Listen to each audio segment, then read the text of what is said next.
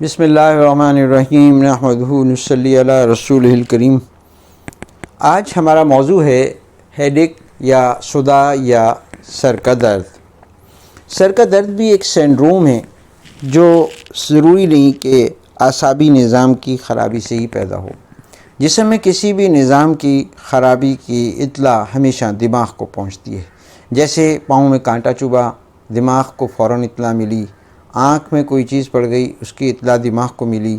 تو دماغ کیونکہ پورے جسم کی حساسی رپورٹنگ کو گیدر کرتا ہے، لہٰذا ہر چیز کا ڈس آرڈر کی دماغ کو اطلاع ملتی ہے اور نتیجے کے طور پہ سر کا درد ہوتا ہے۔ سر کا درد کو ہم سسٹمک وے میں ڈیفرینشیل ڈائگنوسس اس طرح سے کر سکتے ہیں کہ سر کا درد ریفرڈ ہیڈیک کے طور پر بھی ہوتا ہے کہ کسی اور عضو میں کوئی خرابی پیدا ہوئی اور اس کے نتیجے میں سر کا درد ہوا، جس کو ہم شرکی صداع بھی کہتے ہیں، کہ کسی مرض کی شرکت کے طور پہ، جیسے آنکھوں کی کسی خرابی کے نتیجے میں، دانتوں کے درد کی صورت میں، ENT کی صورت میں سر کا درد ہوتا ہے۔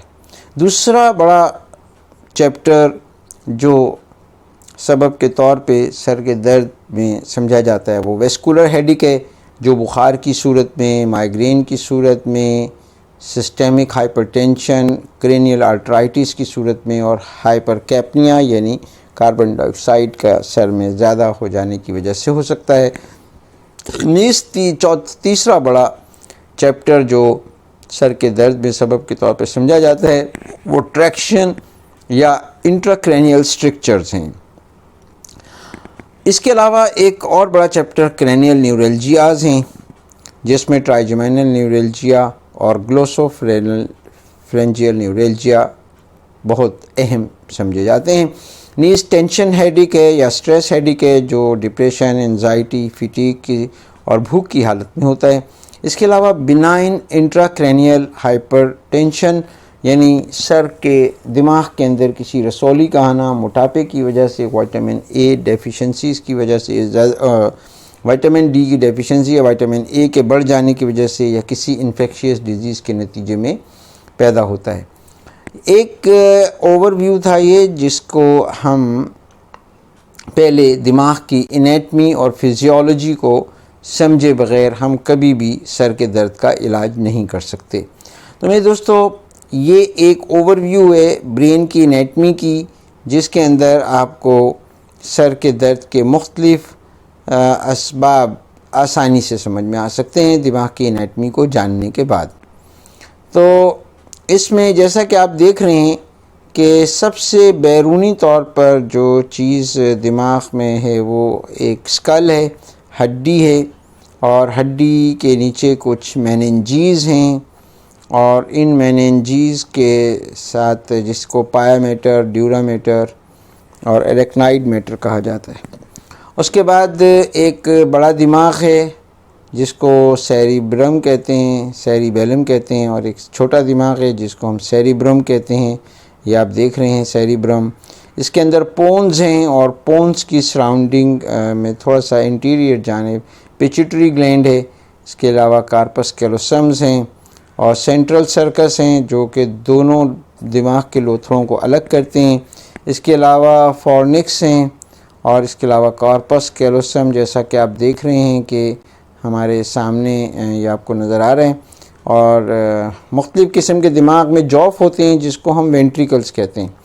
تو تھیلامس کے ذرا سا اوپر ایک تھرڈ وینٹریکل ہے، ایک جوف ہے جس کو ہم وینٹریکل کہہ رہے ہیں۔ اس کے علاوہ ایک چیز لیمینیا ٹرمینلس ہے، آپٹک چیزما ہے، جہاں پہ دونوں اعصابی ریشے آپس میں ایک دوسرے کو کراس کرتے ہیں۔ نیز میڈولا اوبلنگیٹا ہے، جہاں پہ ریسپیریٹری سینٹر اور مختلف اہم دماغ کے مراکز پائے جاتے ہیں۔ اس کے علاوہ فورتھ وینٹریکل ہے جو آپ دیکھ رہے ہیں، یہ تھا کہ انفیریئر کیلوکلس ہے، سپیریئر کیلوکلس ہیں، اور اسٹیٹ سائنس ٹینشنز ہیں۔ اب یہ جاننا کہ سر کا درد میں کون سے حصے میں اگر درد ہوگا تو اس کی کیا علامتیں ہوں گی۔ تو دماغ کے ان تمام حصوں کے نام جاننا، ان کی انیٹمیکل پوزیشنز کو جاننا، ان میں واقع مراکز دماغ کے اندر جو مختلف سسٹمز کے مراکز ہیں ان کی لوکیشن کا جاننا ایک معالج کے لیے انتہائی ضروری ہے۔ تو جیسا کہ آپ نے دیکھا کہ سر کے درد میں ہم اب ڈفرینشیل ڈائگنوزس کی طرف آتے ہیں۔ آپ نے دیکھا کہ آنکھوں کے امراض میں بھی سر کا درد جو ہے وہ ایک مشترک علامت کے طور پر پایا جاتا ہے، اور اس میں آپ دیکھیں کہ آنکھوں کے کون سے امراض ہیں جس میں سر کا درد جو ہے وہ مشترکہ طور پر پایا جاتا ہے۔ تو اس میں جیسا کہ آپ اسکرین پر دیکھ رہے ہیں کہ آنکھوں میں ریفریکٹیو ایررز جو ہیں وہ سر کے درد کا باعث بنتے ہیں۔ قریب نظری، بعید نظری، یہ سر کے درد کا باعث بنتی ہے۔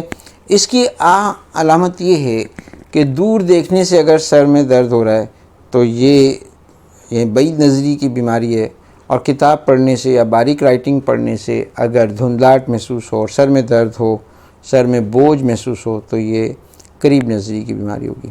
نیز گلوکوما، جس کو ہم کالا پانی بھی کہتے ہیں، اس میں بھی سر میں درد ہوتا ہے۔ اس کی علامت یہ ہے کہ آنکھ کے اوپر اگر ذرا سا بھی ہاتھ ٹچ ہو جائے تو سر کا درد بڑھ جاتا ہے۔ دوسری چیز جو سر کے درد کا باعث ہے ریفرڈ ہیڈک میں، وہ دانتوں کے امراض ہیں۔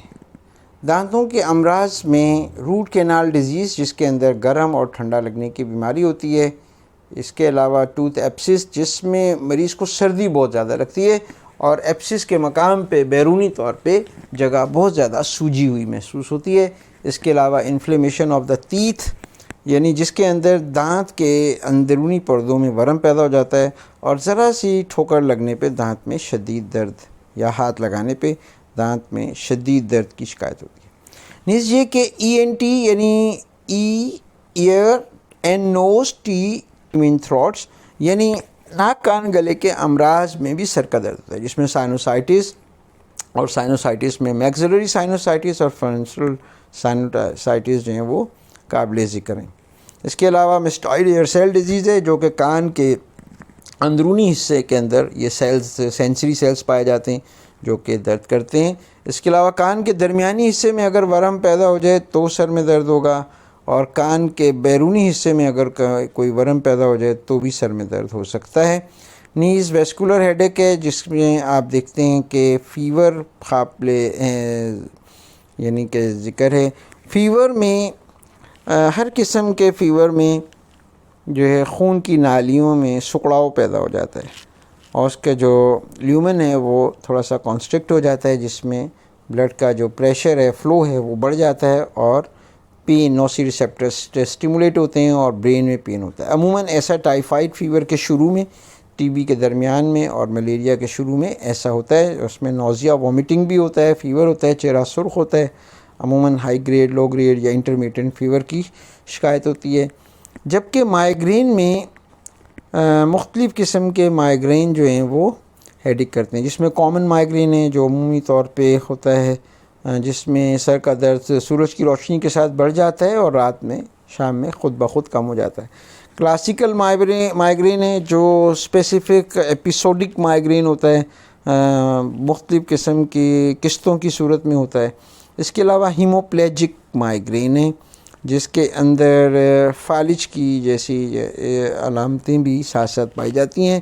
اس کے علاوہ مائیگرینس نیوریلجیا، جسے ہم کلسٹر ہیڈک بھی کہتے ہیں، جس میں سر کے اندر بہت تراٹ کے ساتھ اور شدید قسم کا درد ہوتا ہے جو ناقابل برداشت ہوتا ہے۔ اگر سر کا درد دائیں حصے میں ہو تو یہ عموماً بلغمی درد ہوتا ہے، اور بائیں حصے میں ہو تو یہ سوداوی دردوں کی علامت ہوتی ہے۔ اچھا، نیز یہ کہ سسٹیمک ہائپر ٹینشن یعنی بلڈ پریشر کی صورت میں بھی سر کا درد بہت زیادہ پایا جاتا ہے۔ اس کے علاوہ کرینیل آرٹرائٹس میں بھی سر کا درد جو ہے وہ مشترکہ علامت کے طور پہ پایا جاتا ہے، جس میں inflammation of the carotid arteries ہیں اور پولیمائلجیا ریمیٹیکا ہیں۔ یہ ساری کی ساری چیزیں سر کے درد کا بہت زیادہ باعث بنتی ہیں۔ نیز ہائپر کیمپنیا، جس میں ریسپیریٹری فیلئر اور hypoventilation, lung disease, drug overdose, brain stem lesions اور ڈیمینشڈ کانشیسنس جن میں آدمی کی ہوش و حواس کم ہو جاتے ہیں، ان صورتوں میں بھی سر کا درد ہوتا ہے۔ اور آبسٹرکٹیو سلیپ ایپنیا یعنی کہ نیند کے دوران خراٹے لینا اور سانس کا پوری طور پر نہ آ پانا، یہ بھی سر کے درد کا باعث ہوتا ہے۔ اس کے علاوہ پیپلیڈیما ہے جس کے آنکھوں کی پتلیاں اور اس کی آنکھوں کی اطراف کی چیزوں میں تہبج ورم کی کیفیت پیدا ہو جاتی ہے جو کہ سر کے درد کا باعث بنتی ہے۔ نیز یہ کہ ٹریکشن اور انٹراکرینیل سٹرکچر کے کھوپڑی کے اندر کے حصے میں اگر کوئی چیز یعنی کہ جو وہ درد کا باعث بن رہی ہوتی ہے تو انٹراکرینیل پریشرز بڑھ جاتے ہیں جس کی وجہ سے سر میں درد بہت زیادہ ہو جاتا ہے۔ نیز یہ کہ سب ڈیورنل ہیماٹوما جس کے اندر یعنی کہ جو ہے آپ یعنی کہ کوئی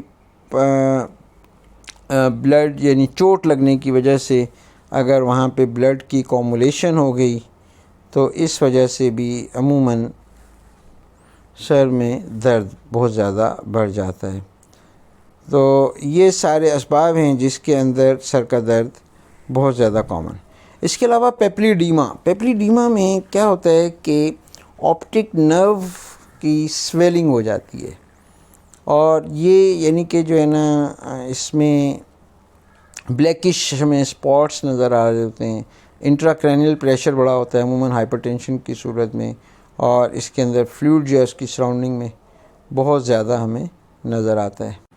تو صدع کو پیتھوفزیولوجی کے اعتبار سے ہم اب سمجھنے کی کوشش کرتے ہیں۔ جیسا کہ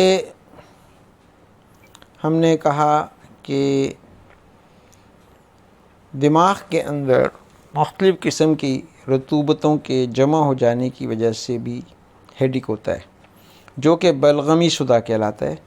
اس میں مریض کو سستی، کسل مندی، سر میں بوجھ، ابرو کے مقام پہ، بھوؤں کے مقام پہ شدید درد، سر کا فرنٹل سائنس بھرے ہوئے ہوتے ہیں یعنی میگزیلری سائنوسائٹس ہوتا ہے، پوسٹ نیزل ڈرپنگ ہوتی ہے، نیند زیادہ آتی ہے، سستی اور کسل مندی اکثر رہتی ہے، 12 گھنٹہ سونے کے باوجود بھی مریض کی نیند پوری نہیں ہوتی، سر میں تیل گھسنے سے، مالش کرنے سے، ورزش کرنے سے درد میں افاقہ ہوتا ہے، جبکہ پنکھے کے نیچے بیٹھنے سے، ٹھنڈا پانی پینے سے تکلیف بڑھ جاتی ہے۔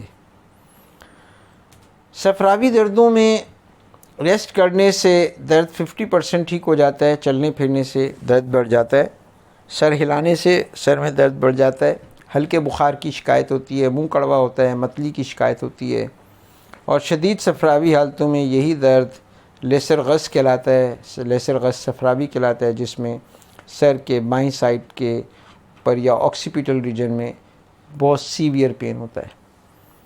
لہٰذا اصول علاج یہ ہوگا کہ بلغمی دردوں میں ہم استخدوس اطریف الاستخدوس استعمال کروائیں گے اور بعد غذا جوارش کمونی استعمال کرائیں گے، سپہر میں قرص عود سلیب استعمال کروائیں گے، جبکہ صفراوی دردوں میں ہم نسخہ نمبر 5 صبح و شام دیں گے شربت دینار کے ساتھ، بعد غذا جوارش عود ترش یا جوارش عود شیریں استعمال کرائیں گے۔ اس کے علاوہ سکنجبین لیمونی بھی صبح 10 بجے یا سکنجبین بزوری شام 5 بجے یا سپہر میں دینا انتہائی مفید ثابت ہوتا ہے، جبکہ سوداوی دردوں میں ہم جس کی علامت یہ ہے کہ چلنے پھرنے سے درد بڑھ جاتا ہے اور ریسٹ کرنے سے درد بالکل ٹھیک ہو جاتا ہے، مریض کو گرمی بہت زیادہ لگتی ہے اور گرمی برداشت نہیں ہوتی، اور شدید سر میں درد ہوتا ہے، روشنی بری لگتی ہے، آواز بری لگتی ہے، کوئی زور سے دروازہ بند کرے تو اس کے سر کے درد میں تکلیف بڑھ جاتی ہے، نیند نہیں آتی، منہ خشک ہوتا ہے۔ تو ایسی حالتوں میں ہم ہمیشہ صبح نہار منہ جوارش جالنوس، بعد غذا جوارش جالنوس یا جوارش زنجبیل استعمال کراتے ہیں، اور بعد غذا قرص پودینہ استعمال کرواتے ہیں۔ اس کے علاوہ شب میں دوال مسک معتدل سادہ بھی استعمال کروائی جا سکتی ہے،